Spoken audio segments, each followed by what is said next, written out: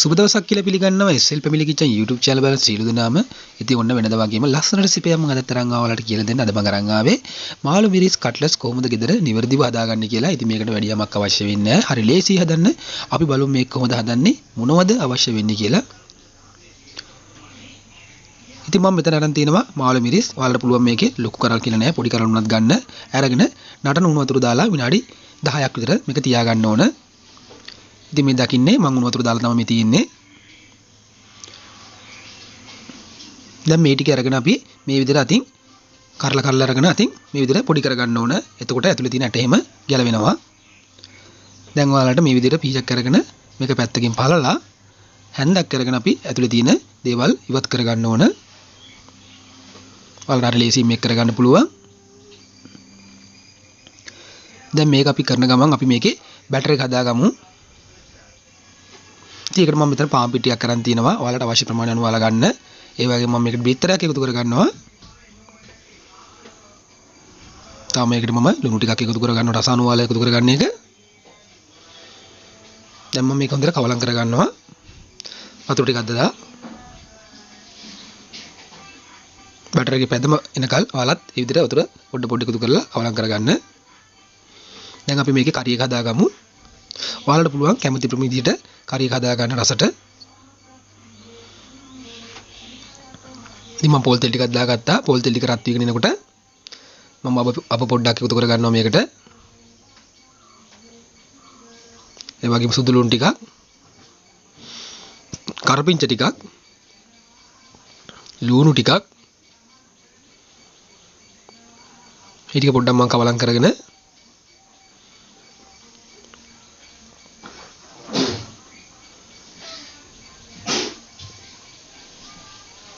දැන් අපි මේකට මිරිස් ටිකක් එකතු කරගත්තා. මිරිස් ටික පොඩියට කපාගෙන එකතු කරගත්තේ. ඉතින් ඒ වගේම කහ කුරු ටිකක්. මම මේකට තව කෑලි මිරිස් ටිකක් එකතු කරගන්නවා. ඔයාලට පුළුවන් සරණුව තව එකතු කරගන්න. ඉතින් ඒ වගේම තව මට අවශ්‍ය වෙනවා තඹගත්ත මඤ්ඤොක ටිකක්. ඉතින් මම මඤ්ඤොක තමයි අරන් තින්නේ. ඔයාලට පුළුවන් මඤ්ඤොක නැත්තම් අල වුණත් මේකට එකතු කරගන්න. ඉතින් මඤ්ඤොක ටික හොඳට තඹ ගන්න ඕන. ඒකලා මේ විදිහට හොඳට පොඩි කරගෙන තමයි අරන් තින්නේ.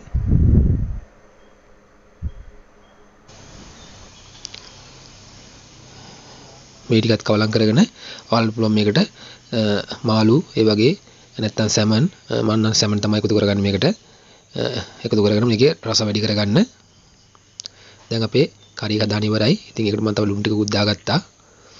ඉතින් දැන් මේ විදිහට අපි හැන්දට අරගෙන මාළු මික්ස් කරලා මේ විදිහට තියාගෙන අපි කරි එක මේකට පුරව ගන්න ඕනේ මේ විදිහට. ඔයාලට පුළුවන් ඒක හරි ලේසියෙන්ම කරගන්න. ඒකලා නිකන් පාන් පිටි ටිකක් අපි මේක ඉස්සෙල්ලාම උඩ මේ විදිහට තවර ගන්නවා. ඔයාලා බලන්න කරන විදිය කොහොමද කියලා.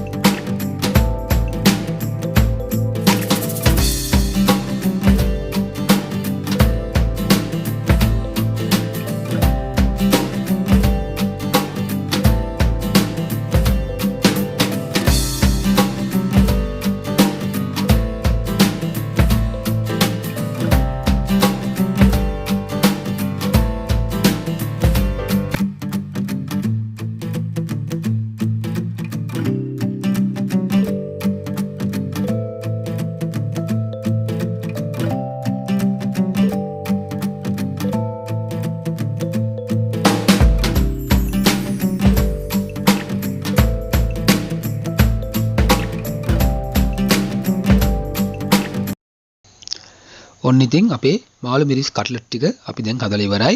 ඉතින් ඔයාලට පුළුවන් මේ විදිහට හදලා රස බලන්න. එහෙනම් අපේ YouTube channel එක ඔයාලා තාමත් subscribe කරලා නැත්නම් අනිවාර්යයෙන්ම වීඩියෝ පල්ලෙහා තියෙන රතු බටන් එක බලලා subscribe කරන්න. ඒ වගේම වීඩියෝ හොඳයි නම් like කරන්න. ඒ වගේම කමෙන්ට් එකකුත් දාන්න මතක කරන්න එපා. අනිවාර්යයෙන්ම යාළුවන්ට බලන්න වීඩියෝ එක share කරන්න. එහෙනම් අපි මේ වගේ ලස්සන වීඩියෝ එකක් අරගෙන නැවතම මෙමු. ඔයාලට තෙරුවන් සරණයි.